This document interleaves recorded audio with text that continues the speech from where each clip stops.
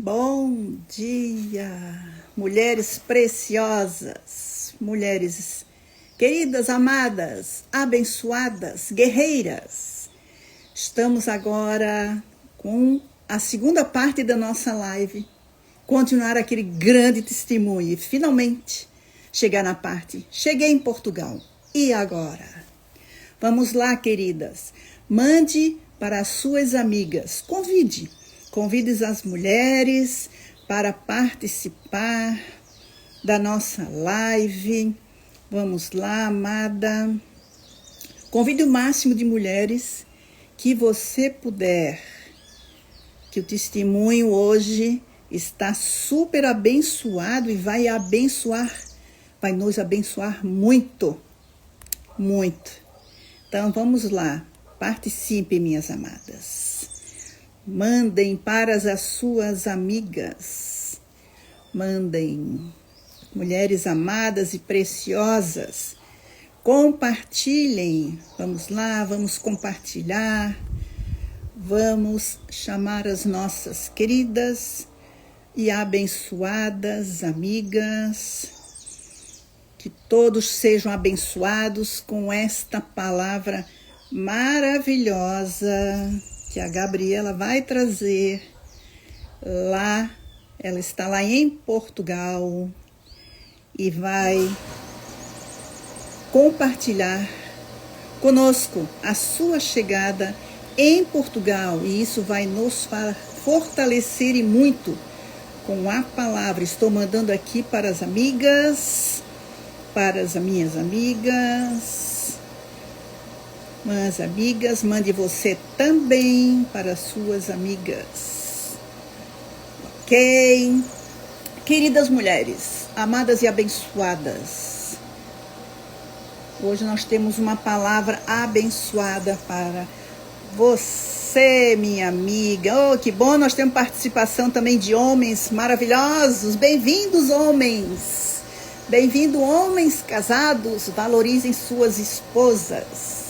Queridos, amados, todos são muito bem-vindos.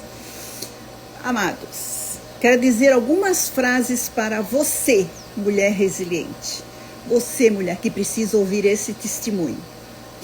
A mulher que Deus quer que tu seja vai muito além da que o mundo propaga. Pois não é sobre ter, é sobre você ser. É uma palavra muito abençoada. As mulheres poderosas de Deus, elas escolhem uma vida com fé, compaixão e amor. Uma mulher de Deus, ela tem um coração habitado pela fé e as ações guiadas pela luz divina. A autenticidade é ser mulher de Deus, é ter a atitude de uma mulher de Deus, independentemente das coisas ou pessoas ao seu redor. Seja você mesma. A mulher de Deus que pratica a palavra de Deus, ela é amiga sincera, ela é verdadeira, mesmo que as pessoas ao seu redor sejam pessoas falsas, pessoas tóxicas, pessoas fingidas, mas a mulher de Deus, ela é autêntica. Se uma rosa se destaca pela sua beleza e pelo seu aroma, a mulher de Deus se destaca pela sua santidade no Espírito e pelo perfume em Cristo. Bem-vinda, mulheres valorosas, bem-vindas. Nós vamos chamar agora a nossa convidada, Gabriela, que vai trazer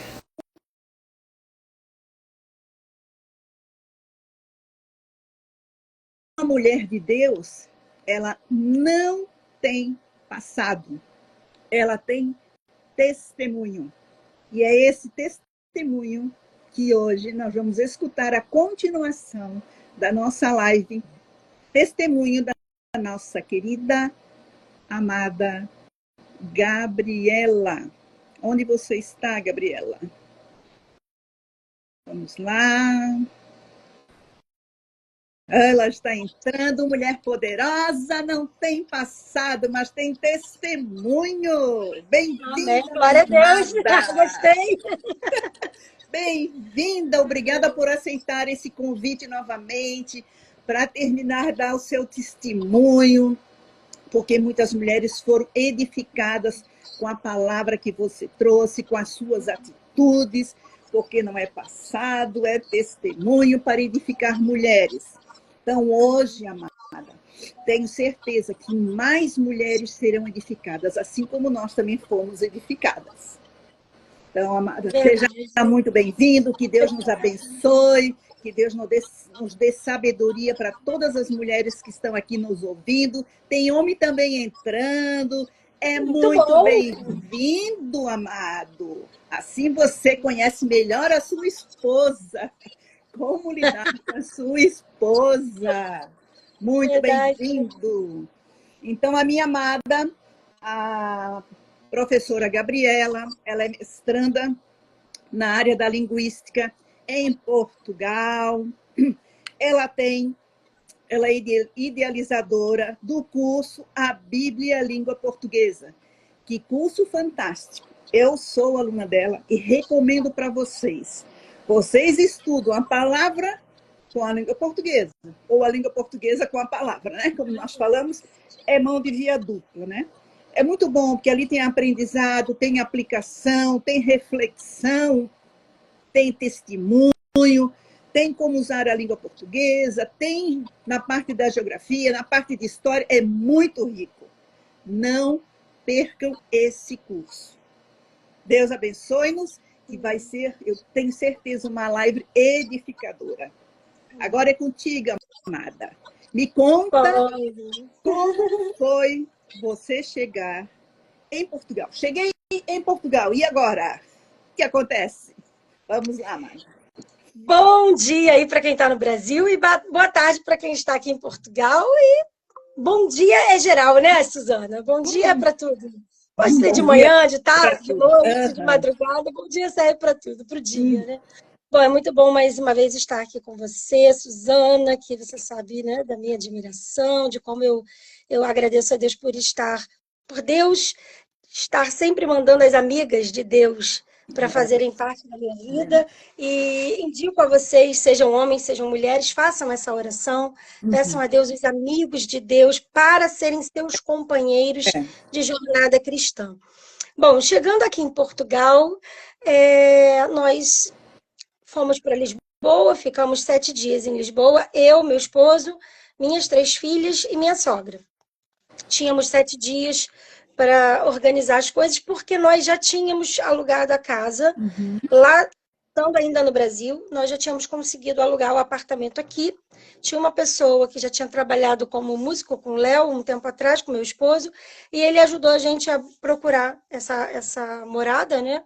Tivemos que pagar 1 ano de aluguel inteiro de uma vez para poder ter prioridade, porque tinham 20 pessoas. 20 pessoas, pelo menos foi o que eles disseram, que tinham 20 pessoas esperando, né? E a prioridade não era nossa, obviamente, né? Eles nem conheciam a gente. E aí, por intermédio de uma pastora daqui também de Portugal, que era conhecida desse amigo, se eles pagarem o ano todo, a gente deixa esse apartamento para eles, e para a gente era bom porque era um apartamento que tinha um quarto separado com banheiro, era uma suíte, que era onde minha sogra poderia ficar, né, sem precisar ficar assim, né, usando os banheiros de 3 crianças, né, então ficaria mais reservado para ela. E tinha outra, aqui chama-se casa de banho, né, não se chama banheiro aqui em Portugal, chama-se casa de banho. Então tinha a casa de banho dentro e tinha um andar de cima, onde eram os quartos, então era apropriado. Pagamos esse valor e aí depois de uma semana, nessa semana em Lisboa, conseguimos ver algumas coisas em Lisboa, né, turística, e recomendo muito porque é muito lindo. Há poucos dias eu fui com umas amigas de Deus aqui, que Deus me preparou aqui, e nós visitamos lá Lisboa, e o que é muito interessante aqui de Portugal é que a gente consegue fazer esses passeios com pouco dinheiro, né?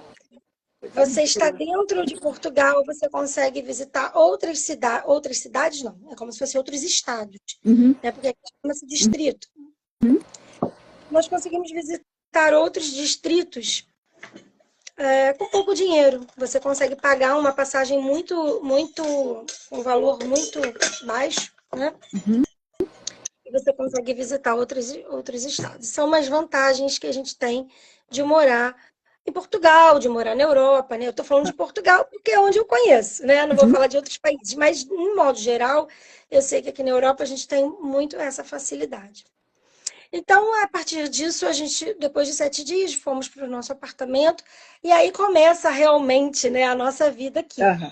Porque quando nós estávamos em Lisboa, nós estávamos numa casa que não era nossa, toda equipada, né, com máquina de lavar louça, com banheira, com não sei o quê, com tudo lá. Que a gente não precisava, né, fazer também muita coisa, a gente já está ali e ia embora. Então, eram aqueles dias meio que ainda de turista, né? Porém, quando nós chegamos no nosso apartamento, a gente começou a comprar as coisas, né? Resolver as coisas, porque lá era mais ou menos mobiliado, então algumas coisas a gente tinha que comprar. Então, a partir disso, cai a ficha. Agora eu estou aqui. Então, Deus, o que eu estou fazendo aqui nesse lugar, né? Porque aí você começa a ver, assim, aqui, vou falar das diferenças que tem e que me afetaram, né? Onde eu morava antes, e no Rio de Janeiro é assim, não sei se é assim onde você mora, Suzana, você me diga, mas no Rio de Janeiro a gente tem uma rede de acolhimento, vamos dizer assim.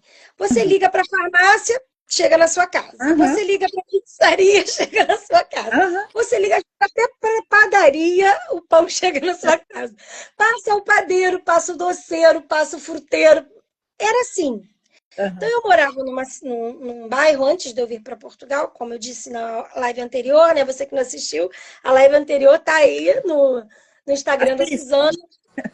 Né? Então, você assiste, depois que assistir essa que você vai lá e assiste, porque lá na live anterior eu expliquei que eu estava morando em Campo Grande, que é um bairro muito grande do Rio de Janeiro, que poderia ser considerado até um município, porque é muito grande. E eu morava mais para dentro, não era bem no centro, mas mais afastado, mas tinha tudo. Quando eu saía da minha rua, tinha a minha igreja, 7 casas depois da minha. Na rua de baixo tinha sorveteria, pastelaria, hamburgueria, padaria, tudo com ia tinha. Né? Tinha o hortifruti, tinha o mercado, então tinha tudo. Era muito cômodo. Exatamente, era muito facilitador, porque assim, a gente tinha um carro, mas o Leonardo estava sempre trabalhando com carro, era o táxi na época. Então, mesmo que eu estivesse em casa com as crianças e tendo que levá-las para fazer alguma coisa ou outra, também tinha o Uber, que não era tão oneroso assim. Então, eu conseguia fazer tudo que eu precisasse, mesmo se o Léo não estivesse em casa, tudo que eu precisasse fazer com as crianças, eu conseguia fazer. E a gente trabalhava em homeschool com as crianças, então a gente tinha a nossa comunidade uma vez por semana para ir, né? E os amigos de Deus ali com a gente no dia a dia. Então as crianças estavam muito acostumadas com as pessoas da família, assim, né? Cristãs. É toda uma estrutura, né? Toda uma estrutura. E com os amigos também cristãos. Então, o acesso que elas tinham, assim, é o que eu quero, porque eu quero destacar isso, então eu estou contando isso, né? Então, o acesso que elas tinham a conteúdos que não eram cristãos, era uma vez ou outra na internet, para ver um desenho, para ver um vídeo, né? Esses videozinhos de criança que a gente também controlava.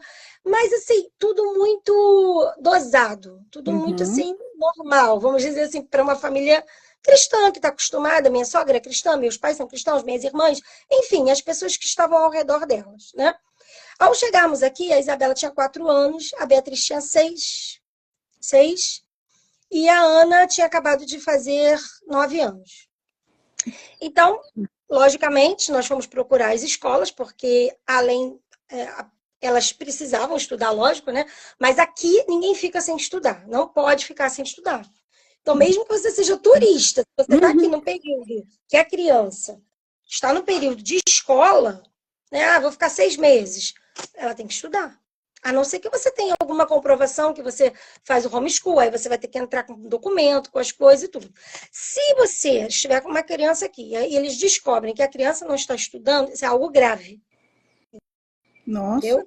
É algo bem grave mesmo.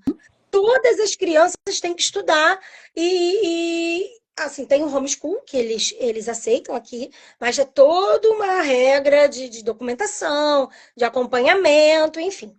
Né? No geral, a maioria mesmo estuda na escola pública. Não tem quase escolas privadas, pelo menos em Coimbra tem poucas, Lisboa tem bastante. Mas, no geral, né, em Portugal inteiro, no geral, as pessoas que têm melhores condições financeiras ou condições financeiras inferiores, elas estudam na escola pública. Né? Por exemplo, na cidade que eu moro, não tem nenhuma escola particular, nenhuma escola privada. Tem outra cultura, né? É outra cultura. Tem 4 escolas públicas. Né? 4 escolas e de qualidade. Sim, é de qualidade. Eu vou falar um pouquinho sobre isso, que eu acho que o foco é um pouco do foco dessa live também. Quando eu chego aqui, né, as pessoas no Brasil, elas têm a ideia de que a Europa, aqueles que ainda não viajaram, que não conhecem, que a Europa é um lugar perfeito, que Portugal é perfeito, e por isso que a gente tem que vir para Portugal, porque aqui é perfeito. Não, aqui não é perfeito. Quando você chega aqui como imigrante, é como se você começasse a sua vida do zero. É como se você estivesse nascendo adulto. Nossa! Entendeu? Tem que ser resiliente mesmo, né? Nascendo adulto. Para mim, eu sei que cada pessoa vai ter uma experiência diferente, né? Eu estou falando assim, no geral, é você nascer de novo como um adulto. Claro, né? No sentido de quê? De documentação, de profissão, de dinheiro. A não ser que você venha muito abastecido. Eu não vim com pouquinho de nada. Né? Mas tem gente que vem com muito pouco. E tem gente que vem com muito e mesmo assim tem muito problema. Por quê? Porque você não está preparado psicologicamente, emocionalmente, às vezes fisicamente. Tá? Esse é o ponto fundamental, né? Exato. A preparação emocional, primeiro, para mim, é a mais importante. Espiritual, emocional e física. Às vezes a gente não está preparado de nenhuma das três formas. E se você ainda está despreparado financeiramente, aí acabou, né? Muita gente acaba voltando, sim, né? Porque não tem essa e tem que ter um equilíbrio, né? Tem que ter. Tem que ter. Então, assim, como foi para mim e para minha família? As minhas filhas, quando começaram a entender que realmente nós íamos ficar por aqui, que não era assim, vamos lá para Portugal, se der certo, vamos embora, né? Porque a gente também não queria assustá-las, então a gente foi falando aos poucos e tudo, e aí falamos, olha, se a gente gostar, a gente vai ficar por lá e tal. Só que nós tivemos 3 meses e meio para isso.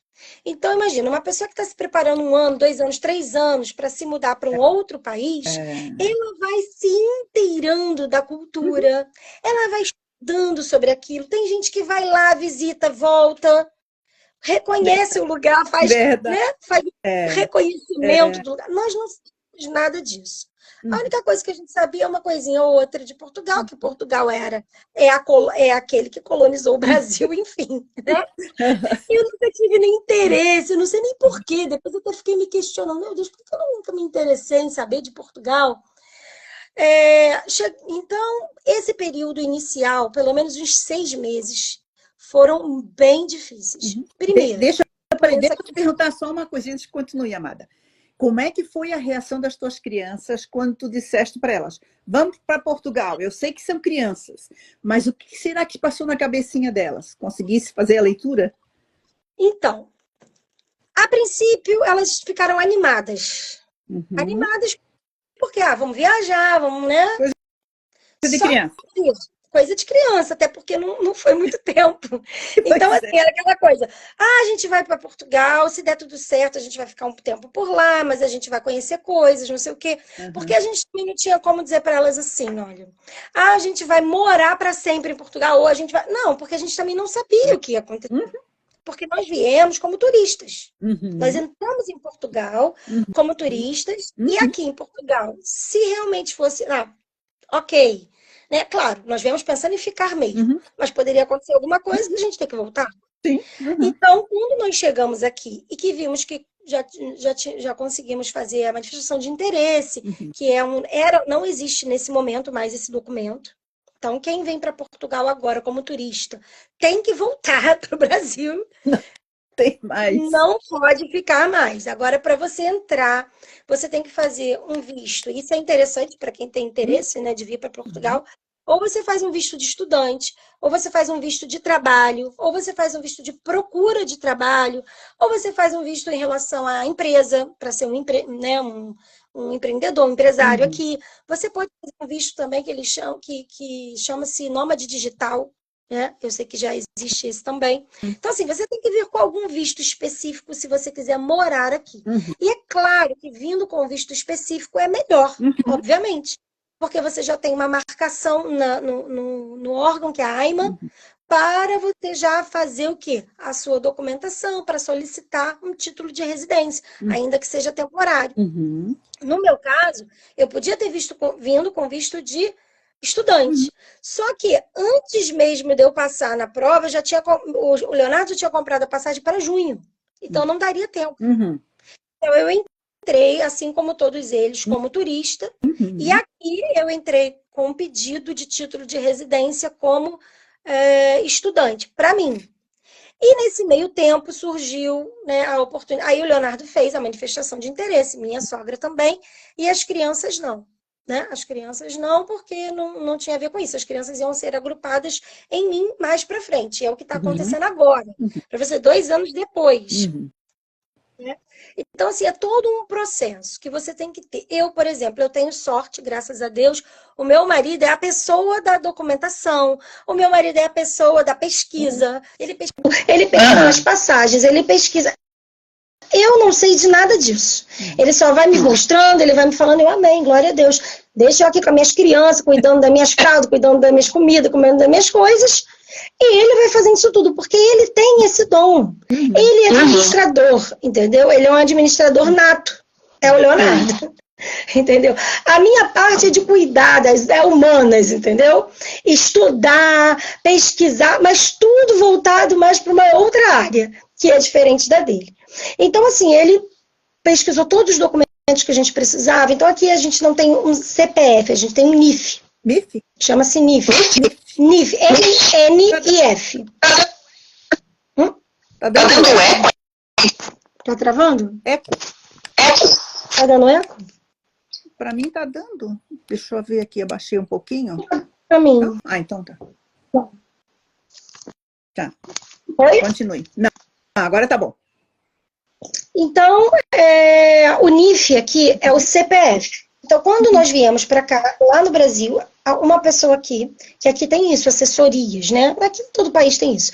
Assessoria e documentação. Então, ela já fez o NIF pra gente. Mesmo você morando no Brasil, você pode ter um NIF de Portugal, você pode comprar uma casa aqui, você pode ter um empreendimento aqui, isso é normal, né? Só que você precisa ter o NIF.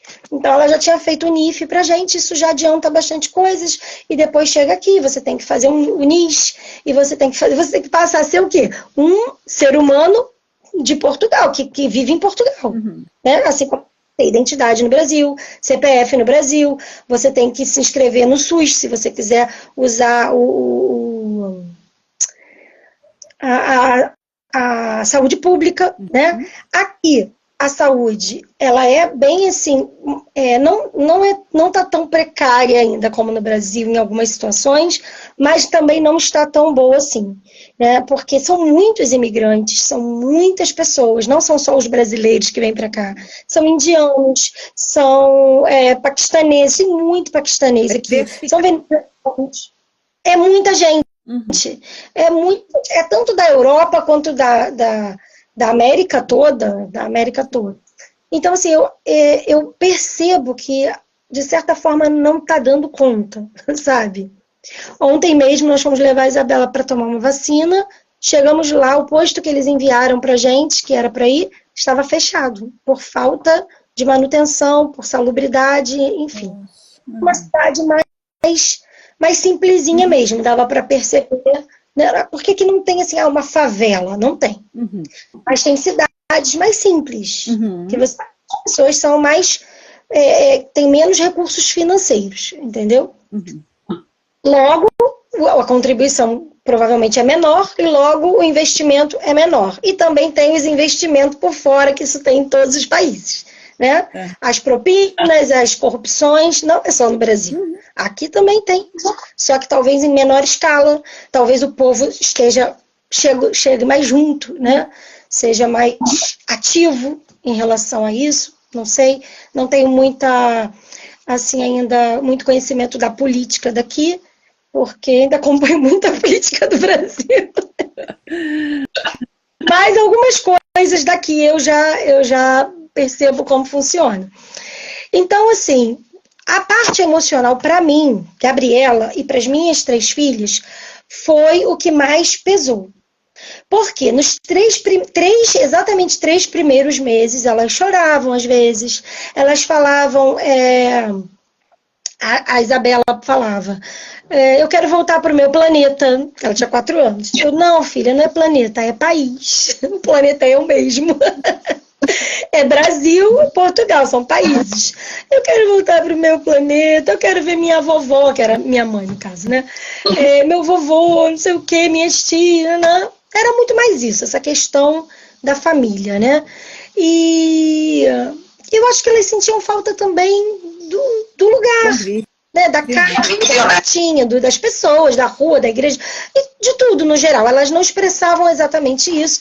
Claro, da família elas sempre falavam e falam, mas não era só isso, era tudo que a gente tinha. Bom, a gente foi morar numa casa, num apartamento maravilhoso, ótimo, não tinha nada para reclamar, mas você descia, você não via ninguém. Então andava na rua, não tinha gente, não tinha um cachorro abandonado na rua. É brincadeira, mas não tem mesmo. Não tinha um cachorro, não tinha um gato, não tinha uma pessoa para andar na rua com a gente. E eu era a única, entre aspas, doida, que eu saía pela rua andando com 3 crianças. Entendeu? Ia pra rua com elas andar de bicicleta, ia na padaria, lá uma padaria que a gente descia a rua toda para ir, já fazia amizade com a pessoa lá da padaria. Só que aqui é diferente. Né? Ainda mais que a gente morava na capital, né, que é no centro, em Coimbra mesmo. Então as pessoas estão o tempo todo para lá e para cá, mas elas estão indo trabalhar, elas estão indo, né, ver a vida, ninguém está querendo parar para bater um papo, ninguém quer saber disso, as pessoas estão vivendo na correria do dia a dia. Por mais que no Brasil também tenha isso, às vezes a gente até se atrasa 10 minutos para parar para bater papo com uma pessoa, porque o brasileiro é estranho. O brasileiro é um ser humano que tem que ser estudado. Ele se atrasa para o trabalho porque ele para bater papo com alguém que ele encontrou na rua. É verdade, é muito comunicativo. Ele quer abraçar as pessoas. Ele quer...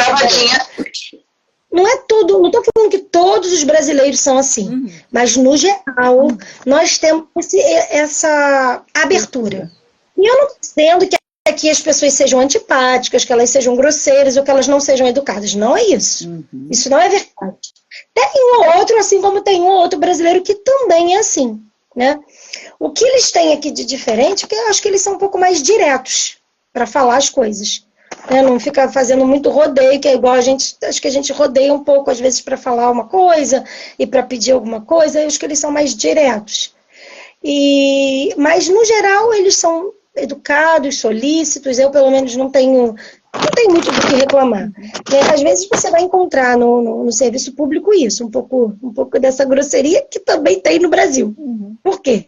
O funcionário público é aquele cara que já está meio que cansado, né, do dia a dia, está quase se aposentando, quer saber de ir embora para casa. Em relação a isso é bem parecido. Então, diz uma coisa, amada, tu falaste com tuas filhas como é que foi a parte emocional. E da Gabriela? Da Gabriela foi difícil, foi pior do que das filhas. Mas o que acontece? Em casa eu tinha que ser bem forte, né? Por quê? Eu não podia ficar o tempo todo chorando. Às vezes, claro que aconteceu de eu chorar com elas também, mas eu não podia ficar o tempo todo chorando. Então, de madrugada era a minha hora de chorar. Então eu ia para o quarto, que eu tinha mesa junto com um escritório, assim, e eu chorava, e eu orava, a minha alegria é porque espiritualmente eu estava bem, eu estava forte, eu estava firme com o Senhor, né? Graças a Deus que eu estava assim, porque senão eu não sei como seria. Então eu chorava e eu falava com Deus, Senhor, por que o Senhor me trouxe para esse lugar?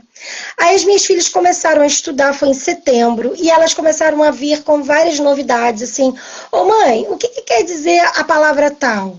O que quer dizer coisa tal? E chegavam cantando umas músicas esquisitas que elas nunca tinham ouvido na vida, e elas não sabiam que era coisa feia, entendeu? Vou te dar só um exemplo. Tem uma música que fala assim, ele me chamou para ir para a roça, ele me chamou para ir para a roça, roça, roça em mim, roça, roça em mim. E a pequenininha veio cantando uma música assim. Eu falei, meu Deus. Só que ela não tinha a menor ideia do que aquilo significava. Aí eu, Jesus, e agora? Como é que vai ser? Aí mais choro. De madrugada eu chorava, falava, Jesus, minhas filhas estavam tudo quietinhas lá no homeschool. Só sabiam de fazer bagunça, mas não sabiam dessas coisas, dessas outras coisas. Meu Deus, me dá sabedoria, como que eu vou continuar aqui desse jeito? Então, elas irem para a escola pública aqui foi um choque para mim. Por quê? Por um lado, a escola pública de qualidade, não sei o quê, entre aspas, né? Tem as suas controvérsias. Mas tudo bem, é uma escola bem estruturada. Aqui, por exemplo, na cidade que eu moro, ainda é melhor do que elas estudavam em Coimbra, para você ter uma ideia, mas dizem que é assim, que as escolas de dentro, do interior, são normalmente melhores do que as da capital, nesse sentido de mais cuidadas, mais limpas, pessoas mais tranquilas, né? Isso eu senti muito aqui. Mas eu fiquei realmente muito abalada. Por quê? Porque eu estava num lugar onde eu não conhecia ninguém, eu não tinha ninguém para conversar, eu não tinha um hortifruti para me levar minhas frutas em casa, eu não tinha um lugar para pedir um remédio. 8 horas você não tem como comprar mais um remédio. A não ser que você vá lá no shopping. Fecha tudo. Fecha. Uhum. Deixa eu te perguntar uma coisa que eu fiquei curiosa. O significado de roça é o mesmo nosso significado? Metafórico? Mas a é brasileira. As músicas... Entendi. Esse ponto, eu esqueci de falar isso. Quando elas chegaram na escola, eram os funks brasileiros. Aqui não, tá? Na cidade que eu moro, lá mesmo em Coimbra, onde eu moro. Eram os funks brasileiros que tocavam nas escolas. Tanto na escola que a Beatriz estudava, quanto na escola que a Ana e a Isabela estudavam, que elas ficaram em escolas separadas porque não tinha vaga. E essas professoras eram brasileiras? Não, as professoras são portuguesas, não eram os professores que colocaram. Eles permitiam que os alunos colocassem nos radinhos deles lá, na hora do intervalo, às vezes até em alguma programação, em alguma festa, porque eles não ficam parando para pensar, né, Suzana? Assim, você quando tem o Espírito Santo, você está ali tomando conta do que você está ouvindo, porque a palavra de Deus diz que tudo que é puro, tudo que é santo, né, tudo que edifica, seja aí que ocupe o seu pensamento. Mas na escola, quem está preocupado com isso? Eu acho que nem tem professor cristão nessas escolas que elas estudavam, não tinha nenhum cristão, pelo contrário. Teve um professor que falou na turma da Ana que ele era ateu e que ele não, que Bíblia não podia levar para a escola. E como é que tu lidasse com isso? Eu falei para Ana, Ana, você não pode levar a Bíblia para dentro da sala de aula. Mas para a escola você pode levar sim, porque nós estamos num país livre. E a hora que você quiser levar a Bíblia para a escola, você pode levar. Ele era uma pessoa muito boa, sabe? Gostava muito da Ana. Foi um professor que ajudou bastante, assim, no sentido de... Ela se adaptou super bem, porque era um professor... Tinham outros alunos brasileiros, tinha outros alunos de outras nacionalidades. A turma da Ana tinha menos português e mais pessoas de outras nacionalidades, entendeu? Os portugueses também. Mas, assim, era uma escola que tinha tanta diversidade que isso causava um pouco de dificuldade. Até para eles elevarem o nível do estudo. Então, eu acho que assim, o nível do estudo um pouco fraco. coisa assim de puxar do aluno, dele ir mais além, porque assim... Depende de outra cultura, né? É outro contexto. Imagina a cabeça da criança, né? Como que o professor vai fazer? Se ele tem uma sala de aula uma pessoa que lê com 9 anos e ele tem outra pessoa com 9 anos que não lê nada. É complicado. Então ele tem que pegar um meio termo. Ele não pode levar o negócio lá em cima, porque senão as crianças não iam acompanhar. Né? Então, assim, nesse sentido, por que eu gosto muito do homeschool? Eu gostaria de poder fazer, mas eu sei que não é para eu fazer isso aqui, né? No momento, pelo menos não no momento, mas por que eu gosto muito do homeschool? Porque você pode ir avançando com a criança no conhecimento. Porque se aquela criança ela já aprendeu aquilo, para que você vai ficar o tempo todo voltando naquilo 3 semanas, 4 semanas, 5 semanas? Mas na escola a gente não pode fazer isso. Na escola você tem que tentar alinhar, nivelar todo mundo. Mesmo aquele que está lá na frente, e você não pode perder aquele que está lá atrás. Então a gente sabe que a escola, ao mesmo tempo que ela é boa, é importante, é um pouco desumana. Porque às vezes é injusto. Né? Muitas vezes é algo injusto. Porque aquele que poderia estar vislumbrando coisas mais coisas, outras coisas, ele fica limitado naquilo ali. Às vezes eu mesmo falo para minha filha, vamos estudar tal coisa. Ah, mãe, mas isso aí não cai na escola. Eu falo, não importa que não cai na escola. Importa é você saber. Se seu colega não sabe, tudo bem, ele não é obrigado. Mas você não precisa ficar limitado ao que a escola diz que você tem que estudar. Então, nesse ponto é que eu acho a escola ruim, no sentido de que te limita a... Aí, quando você chega na faculdade, você tem que ser o contrário. Você tem... É verdade. Que pesquisa, que vai atrás, que procura um artigo. E aí você passou todos os anos ensinando a criança a ser assim, e na faculdade ele tem que ser assim. Aí vem um sobrenatural, né, da criança. Como é que eu vou lidar com tudo isso, com um mundo diferente? Onde eu vou pegar conhecimento? Como entrar tudo de uma vez só? Complicado, né? Exatamente, porque assim, muitos chegam na faculdade e ficam desesperados.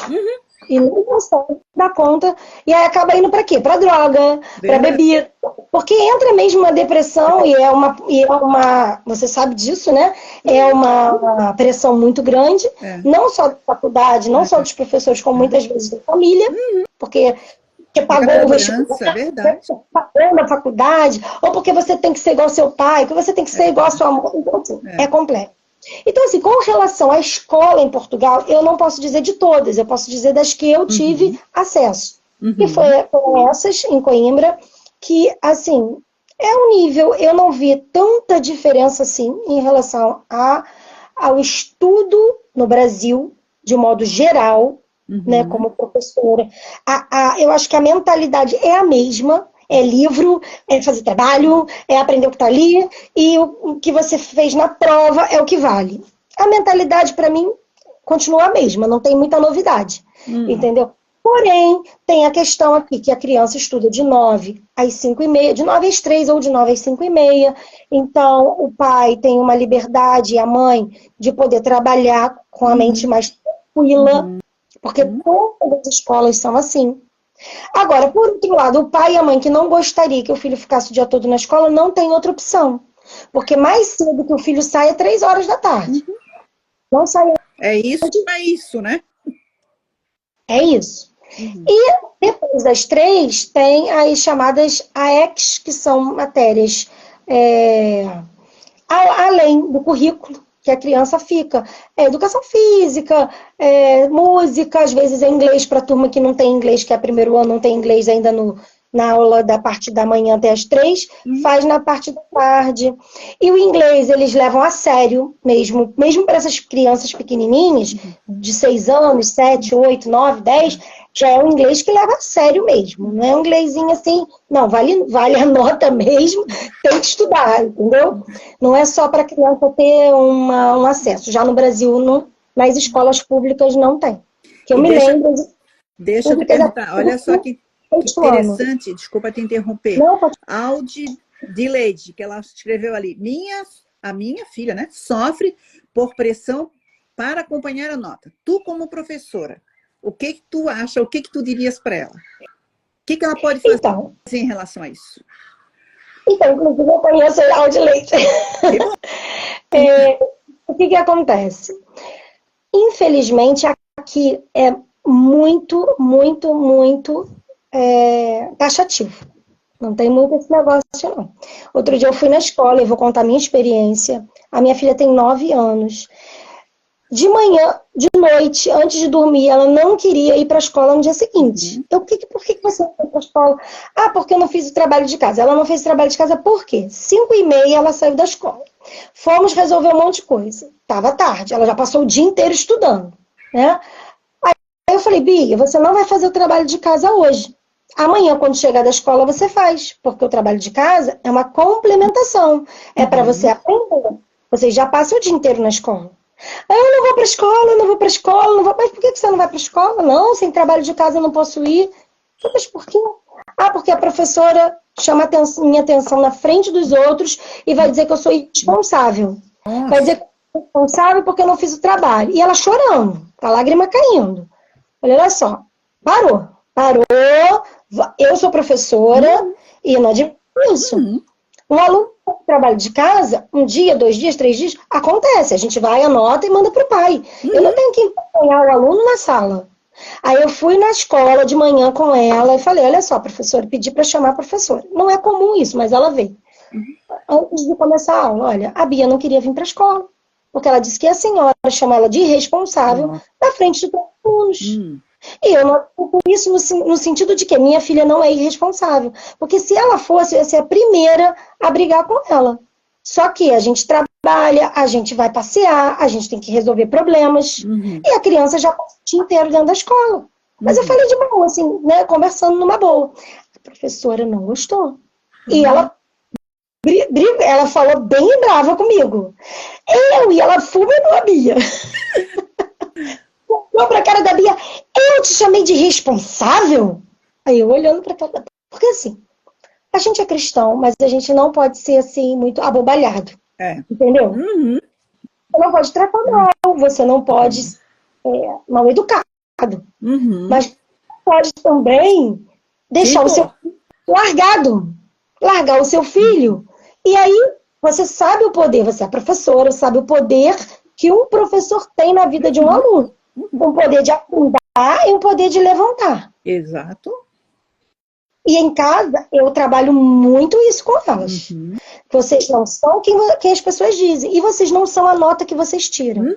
Eu não sou a favor de bater em filho por tirar nota baixa. Eu sei que várias pessoas fazem isso. Mas eu não sou a favor. Esse é o meu modo de educar. Agora, cada um tem o seu modo. Eu também não posso fazer nada. Mas eu sou a favor de quê? Eu sempre coloco elas para estudar, e aí a professora não gostou, e ela falou assim, mas eu não chamei ela de responsável, eu só disse que os alunos têm que ter responsabilidade, e eu falei alto porque tem que servir de aluno para todo mundo da turma. Eu falei, olha, quando a senhora for falar com ela, chama ela no canto e fala com ela, porque cada aluno é de um jeito. E a Bia, ela é muito sentida, sabe? Falei, cada aluno é de um jeito, e ela não gosta. E ela não foi responsável. E a senhora mesmo disse que o trabalho de casa, quando não fizesse num dia, podia fazer no outro. Que era para complementação. Então você imagina, a criança está chorando a ponto dela não querer ir para a escola com medo. Eu falei para ela, olha, um aluno não pode ter medo de professor. Porque eu também sou professora, o aluno não pode ter medo de falar comigo. Ela não, mas ela não pode, não quero que ela tenha medo de falar comigo, não. Ela pode falar sim. Enfim, no final das contas, ela foi, deu um abracinho assim na Bia, levou ela embora e ficamos resolvidos dessa forma. E eu falei, Beatriz, o dia que você não fizer o trabalho de casa, não é porque você estava vendo televisão, não é porque você estava de brincadeira e não teve responsabilidade, isso não pode. Mas se a gente teve que sair, porque às vezes a gente tem que ir lá em Coimbra, tem que ir lá em outra cidade resolver alguma coisa, e não dá tempo, é longe. Né? E aí voltar, e aí eu vou deixar a criança fazer o trabalho de casa 11 horas da noite, que já passou o dia inteiro de escola. Não tem lógica isso. Não tem lógica. Não tem lógica. Então, assim, o que eu diria para ela? Primeira coisa, né? Eu acho que os pais, eles têm que se posicionar, independente da idade do filho. Né? Pode ser jovem, tá no ensino médio, que aqui também tem um ensino médio, né? Uma das escolas. Pode ser jovem que está no ensino médio, pode ser uma criança, não importa. Eu acho que os pais têm que ter um posicionamento em relação ao filho. Falar, filho, a sua nota, se você está estudando, se você está sendo responsável, a sua nota é o que menos importa. O que importa é o que você está aprendendo. É o que você está conhecendo. Agora, se você está tirando 2, 3, 4, 5, porque você não é interessado, é um irresponsável, porque não para estudar, é diferente. Mas se ele estuda, se ele para estudar, se ele se empenha e ele ainda está tirando uma nota ainda que não está dentro, vamos dizer, do padrão que deveria ter, ele tem que ter é isso que eu falo, o emocional da pessoa tem que ser muito trabalhado, porque senão vai entrar numa depressão. Vai entrar em depressão e não vai conseguir estudar o resto. A autoestima dele vai ficar baixíssima. Vai ficar baixa. Então, assim, se está ocorrendo isso, o professor tem que ser acionado. O professor tem que saber do que está acontecendo. Porque o professor, ele não pode ser o motivo do desestímulo de um aluno. Pelo contrário. Ele tem que ser a pessoa que te leva... A gente sabe que não é assim. Na maioria das vezes, não é. Eu já vi vários casos absurdos. Já dei aula para uma turma no Brasil que eu cheguei na sala de aula, os alunos já estavam falando para mim, professora, nós somos a pior turma da escola. Nossa. Não, vocês não são os piores. E não eram mesmo. Eram os amores. Só eram bagunceiros. Porque tinham 11 anos, 10, 11, 12, 11 anos, 11, 12 anos. Turma de 6º ano. Vocês não são. Vocês são preciosos, vocês são inteligentes, vocês são capazes. E vocês são abençoados por Deus. E eu não queria nem saber, eu falava mesmo. E vocês são abençoados por Deus. E aqui, no primeiro dia de aula, eles estavam escrevendo no quadro que eu era a melhor professora do mundo. Porque eles estavam acostumados a todo mundo tratar eles como péssimos. Então, assim, o professor ele não pode fazer isso. E aqui, Suzana, infelizmente, tem muito isso. E muito. Não é pouco. E os brasileiros, eles falam, para os portugueses, nós falamos brasileiro. Nós não falamos português. Eles dizem que a gente fala brasileiro. A língua brasileira. É. Eles não dizem que a gente fala português de Portugal. Então, existe um pouco de dificuldade, às vezes, no português, na hora de ler. Principalmente para quem está sendo alfabetizado aqui, né? Então, foi alfabetizado no Brasil, né? E agora está no 5º ano, no 6º ano, às vezes a criança não consegue dar conta disso, né? Tem professor que é mais tranquilo, tem professor que super entende, mas tem professor que não, que ele quer que o aluno fale com o sotaque, com a fonética do, por exemplo, T. Eu falo tia, aqui é tia. Então ele quer que o aluno leia o texto com tia, com dia, né? Com o Brasil. Não é Brasil, é Brasil. Então, tem que ser como eles querem. Gente, que diferença isso faz, né? Nenhuma. Eu penso assim, em relação ao vocabulário, por exemplo, não é banheiro, é casa de banho. Então você tem que se adequar. Tudo bem. Né? Aí, tudo bem. Casa de banho. Mas querer que a criança casa de banho, querer que a criança fale casa de banho, não dá. A criança veio outro dia do Brasil, não tem como. Entendeu? Então, assim, não são todos. Tem uns que são amorosos, super gente fina, e tem aqueles que não valem um centavo. É normal isso, no Brasil também é assim. Professor, vai ter aquele que você vai amar e tem aquele que você odeia. Infelizmente, não deveria ser assim. Mas também tem os pais, que não são pais bons. Então também vão ser tem professores que também não são bons professores. Né? Estão ali, não sei porquê, eu não sei se eles não têm paciência, se eles não têm capacidade, se eles não gostam de ser professor. Por que estão ali? Também não sei. Também não sei. Aí minha filha fala assim, ai mãe, você bem que podia ser a professora de português da gente, porque a nossa professora... Eu falei, aqui eu, por enquanto, só posso lavar os banheiros. Calma que eu chego lá. E vou te dizer, eu não tenho visto uma boa vontade em relação a isso. Entende? Por quê? Não da minha parte, porque eu ainda não fiz, ainda não consegui fazer por questões burocráticas mesmo. Trouxe tudo no Brasil, mas a faculdade diz que não está do jeito que a gente quer. Não tem o número 1, não tem o nome tal, não é nada demais. Não está simplesmente, o documento não está exatamente do jeito que eles querem que esteja, entendeu? A documentação está toda certa, está tudo no cartório, está tudo visto no como é que é o nome? É um, não sei o que, de AIA, agora eu esqueci. É uma apostilamento de AIA, que é, você vai no cartório, você pede para apostilar, e aí fica com um código, que quando eles leem aqui, eles veem que o documento é original. Né? Então, eu trouxe tudo do Brasil para cá, e agora, ou eu tenho que ir ao Brasil resolver isso de novo, ou eu tenho que tentar ver se alguém, ou minha irmã, minha mãe, consegue pedir todos esses documentos lá na minha faculdade do jeito que eles querem. Porque por e-mail não tem como. Entendeu? É muito detalhe. Tem que ser original, né? Papel, né?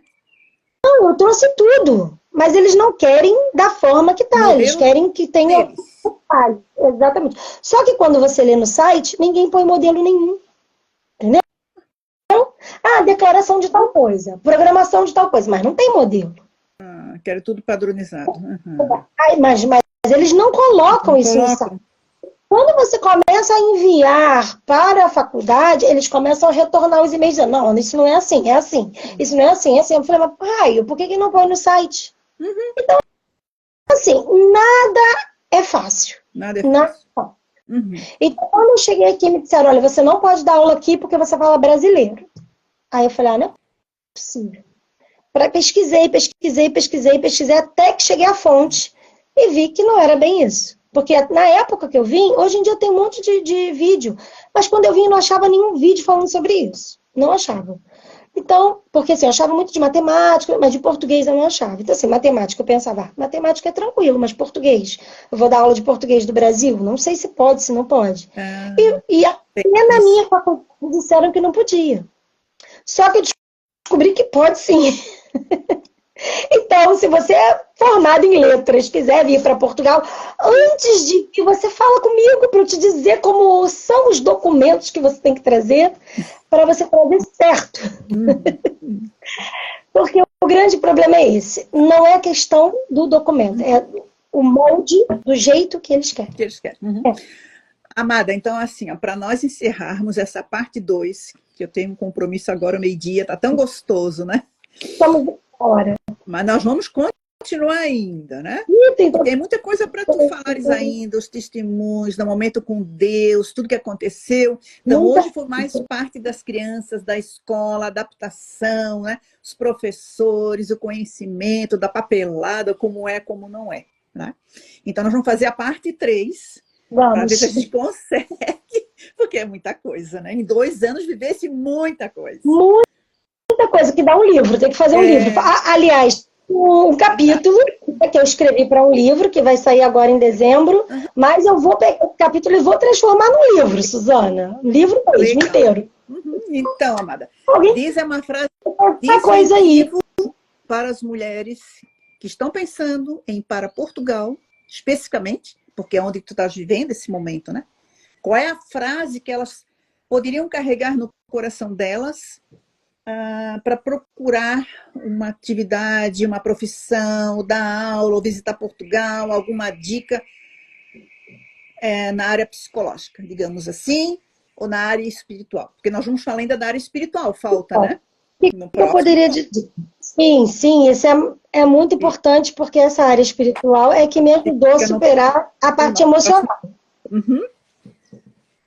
O que eu diria para quem quer vir para cá? Seja homem, seja mulher, né? Que aqui a gente está focando mais nas mulheres, mas eu sei que tem alguns homens por aí.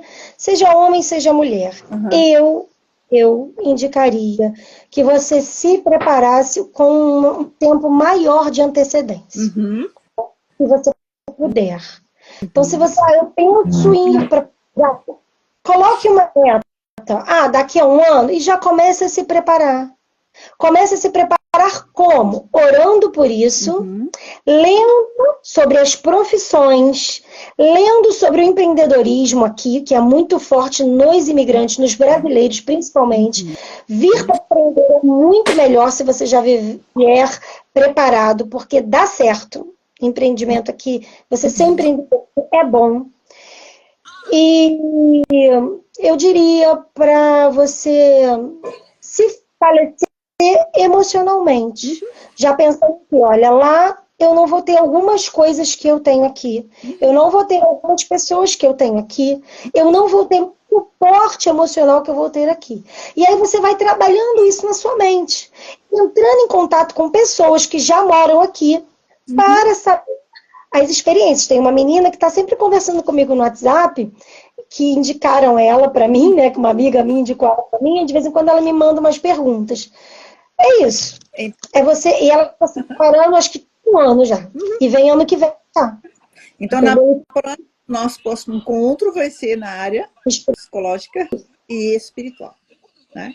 Amada, muito obrigada pela disponibilidade, né? Muito gostoso o nosso encontro, foi bem edificante. Com certeza, as mulheres que estão assistindo e os homens também têm aquele, né?